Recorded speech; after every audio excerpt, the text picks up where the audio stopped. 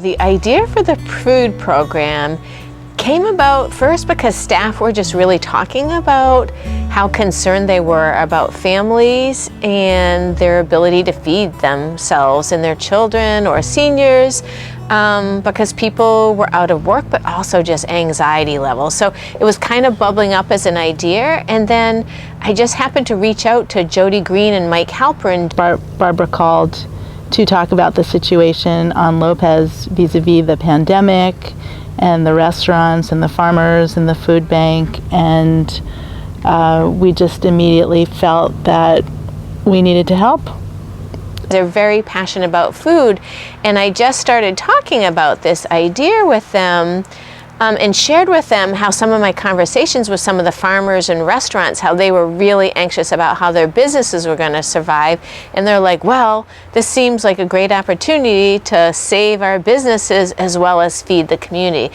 But we've been following the Family Resource Center for many years and have been donors and fans and understand the depth and breadth of services that are provided there, from rental assistance to food assistance to counseling, and we just know that it's a safety net for the island that provides many critical services, and we're just really happy to support an organization like that, particularly one that has really spectacular leadership and just such a great cadre of people working there. And great results. And Mike and Jody took them about 10 days to raise the money. They reached out to all their people that they thought would be passionate about food and really love Lopez. And it was really remarkable at how fast everything happened. And literally within 3 weeks, we were up and running. The restaurants were making food for us. The farmers were developing growing plans. We had contracts in place with the farmers. Yeah, it's amazing what the power of passionate people can do really, really fast. And the process of raising the dollars did go quickly because the Family Resource Center just has such an excellent reputation, and this was a really well-articulated need. So Barbara and her team put together a one-page summary of what the plan was to support farms and restaurants, and feed people. Yeah, and feed people. Right, absolutely. Link those two together, and almost everybody said yes quickly. I mean, it was an outpouring of love, really. I mean, philanthropy, giving away your own resources to help other people, is one of the coolest things that humans do. And it was really great on Lopez to see that our community just stepped up. A lot of our markets initially with the pandemic fell away. Restaurants were closed. We weren't sure if there was going to be a farmer's market. It was planting time. It was spring. It was time to get going and make decisions about what we were going to plant and where we were going to sell it. And I think a lot of us were just, I certainly was sort of confused about, I know I need to grow food. I know I need to grow food, but how am I going to end up distributing it? Yeah, when this project came along, it was we were ready. We basically were going to shut down. We didn't really have a choice. So it allowed me to keep the lights on and do that project because I had just filed for unemployment. And they said, sure, you get $0. Well, when the coronavirus situation all went down, we were especially freaking out about how we were going to sell our cheese, because a lot of what we sell in the county is sold to visitors. Yeah, so it did impact it because we do caterings as well, and we already had it planned, like 3 weddings and then 1 rehearsal dinner. So all of those parties got canceled, of course, and then we also do the Seahawks, the stadium in the fall. So of course that's going to be canceled. When we were first ordered to shut our dining room, we were really scared and we did not know how we were going to survive. You know, restaurants run on such small margins that, you know, just missing a week worth of sales can be devastating, and especially coming off the slow winter season in mid-March when this hit, we were already running really low. So we needed help, and we needed help right away, and the Family Resource Center acted very quickly. It all started out in January when I got really sick. and I couldn't work, so the Resource Center stepped in at that time prior to COVID. And then when I got well to go back to work, COVID hit. And I was well enough to go back to work, but my immune system was not well yet, so I couldn't go back to work. And that just impacted everything for my family, because I'm a caregiver for my son because he is on a back injury. So my money was important. And the Family Resource Center stepped right in with helping him get some food stamps, which I'd been trying to keep us going without having to go that route. And then meals.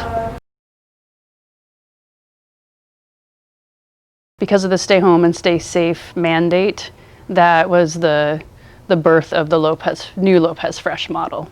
And it wasn't a income required fit. It was more based on the need to keep people safe and in their homes, and especially those at a higher risk with their health. And that's children to seniors. I know that these gals here have heard of people that need something that haven't come to the center, so the center goes to them. And that is going way beyond what is required of any place. We sort of compiled a list at that time of connecting with the senior center through the county and locally here, and just started going through all the programs where we've helped sign folks up for, and just did a lot of cold calls to ask folks if they'd like to participate. And there was definitely a strong interest, so sort of naturally fell in place. At the very beginning, we were actually sent out with a checklist just to say, while I'm here, do you have A, B, C, D? And it was basic things. Do you have, it's still cold in March. Do you have enough propane if that's your heat source or if that's your cooking source? Do you have enough potable water if that's what you need? Do you have all your pharmacy prescriptions filled? And in addition, here are your groceries. And there were a lot of people who actually needed some things, and because they didn't have a phone or because they hadn't been able to travel into town. I've been working with the Family Resource Center on and off with smaller projects for years, but when COVID hit, they went out of their way to engage local restaurants to make food that would be distributed to people who were in need through their food bank. And they contacted me, and I've been making primarily soup for them weekly or twice weekly. I think the aspect that I've enjoyed most about this program has really been the opportunity to provide for locals that they're not even able to get out and about at this point. And so, nothing like a fresh baked loaf of bread delivered to your home. The arrival of the food bag and the hot prepared meals is such a welcome change in the routine of isolation that it reminds people that there's people they don't even know on the island who are willing to volunteer and come out for them. It reminds people that they're small business owners who are still cooking, that they're farmers who are still growing and harvesting. One thing I really love about this program is that the whole idea is to keep the resources circulating in our community here. So I bring things to the restaurants make food for people who need meals. I bring produce to the Family Resource Center, they bring it to people who need. This project has been really different because we know we're touching people, we just don't get to meet them. Occasionally people have stopped me and told me how much they appreciated it, and I was able to stop them real quick and say, no, we appreciate it too. I think people who have volunteered and maybe didn't know who some of our recipients of the food bank have been surprised to see such a wide variety of people. Their income backgrounds may be very varied, from retired and not working to working full-time. In regards to this food assistance during COVID time and the way my life used to be before, I am still very self-sufficient and pride myself on that. But the pandemic has brought to my door people who are my relatives who need help. And so my resources have been stretched.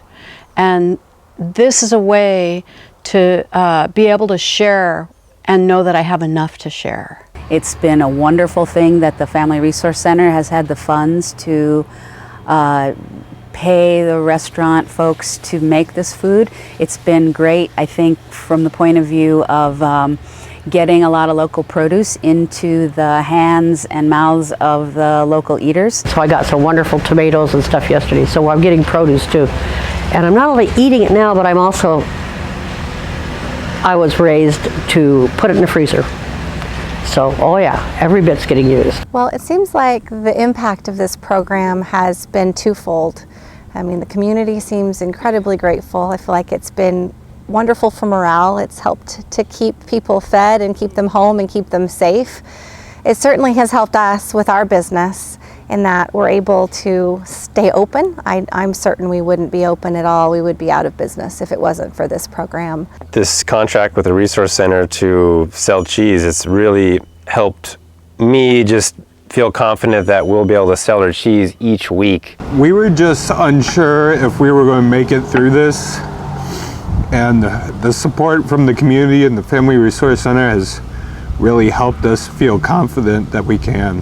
We were trying to figure out how we're gonna go through the summer with the virus going on, and these is like once a week is really helpful. Like we're just like, exactly, we're just really grateful to have this opportunity. You know, this next winter, we really don't know what to expect. Yeah, it's a bit scary, but you know, we hope that certainly the Family Resource Center project has carried us from the spring into summer, and if there's some way that we can keep it for the fall, I would sleep a lot better at night. I'm really new to the Resource Center, and I have gotten to see how this team can gel so quickly, and everyone knows what everyone's strengths are, and everyone really plays to having the strongest team.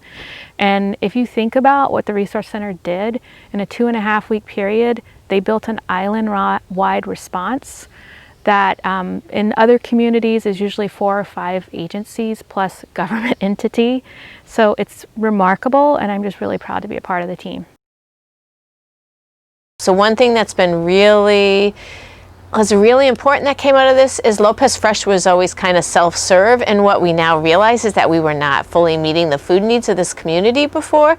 So we've really kind of stepped up. We've merged with Grace Church to have just one food bank now. So we're really looking and trying to figure out how to basically run a more full-blown food bank forevermore. I think we have an amazing opportunity here to really see how important it is to have a vibrant and resilient local food system. We fully understand that supporting the Family Resource Center isn't a one and done, that it's for us, we'll be supporting it annually as long as we're here, and also with gifts that are supporting specific initiatives like this food security initiative.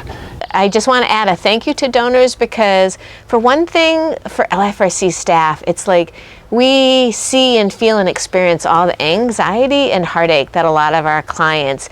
So it so helps us do our job when donors are so generous and our community supports us the way they do, because it's one less thing we have to worry about and deal with. Watching all of these people doing wonderful things, it's kind of tearing me up. I mean, we live in the most wonderful place. This island has always been an extended family, and I think it always will be.